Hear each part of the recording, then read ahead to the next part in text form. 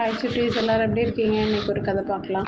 ஒரு குருவும் அவரோட சீடர்களும் ஆற்றங்கரையோரத்தில் கலகலப்பாக பேசி கொண்டே போனாங்க. ஒரு சீடன் கேட்டான், குருவே, பூர்வ ஜென்மத்தில் நீங்கள் ஒரு பெரிய போர் வீரராக இருந்ததாகவும் பல நாடுகளுக்கு பயணம் செய்து வெற்றி மேலே வெற்றி குவித்ததாகவும் மூத்த சீடர்கள் பேசி கொண்டிருந்தாங்க. நிஜம்தானா, உண்மையானா அப்படின்னு கேட்டாங்க. இப்போது நான் ஆயுதம் ஏந்தி போருக்கு செல்றத கைவிட்டுட்டேன்னு சொன்னார் குரு.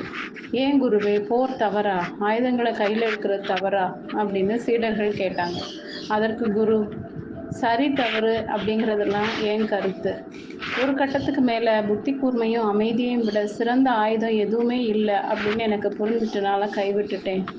குருவின் வார்த்தைகளில் நம்பிக்கை ஏற்படாத சீடர்கள் அவரை சோதித்து பார்த்து விட முடிவு செஞ்சு ஒரு திட்டம் போட்டனர். நாளை குரு தியானத்தில் இருக்கும்போது நாம் 2 பேரும் மறைந்திருந்து அவரை தாக்குவோம். அப்போது அவர் ஆயுதங்களை எடுக்காமல் நம்ம எப்படி சமாளிக்கிறாருன்னு பார்ப்போம்னு முடிவு செஞ்சாங்க.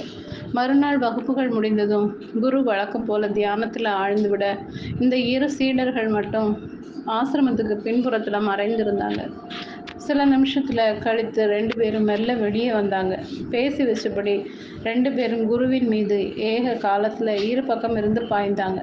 குரு முகத்துல எந்த சலனமும் இல்லை.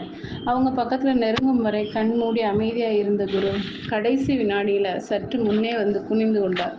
சீடர்கள் இருவரும் பாய்ந்த வேகத்தில் இருவரும் ஒருவர் மீது ஒருவர் மோதிக்கொண்டு கீழே விழுந்தாங்க. குரு தியானத்தை தொடர்ந்தார். ஓகே சுட்டீஸ், இந்த கதை பிடிச்சிருந்தா லைக் பண்ணுங்க, சப்ஸ்கிரைப் பண்ணுங்க, ஃப்ரெண்ட்ஸ் அண்ட் ஃபேமிலிக்கு ஷேர் பண்ணுங்க. கூடவே இந்த பெல் ஐக்கானை கிளிக் பண்ண மறக்காதீங்க. பாய்.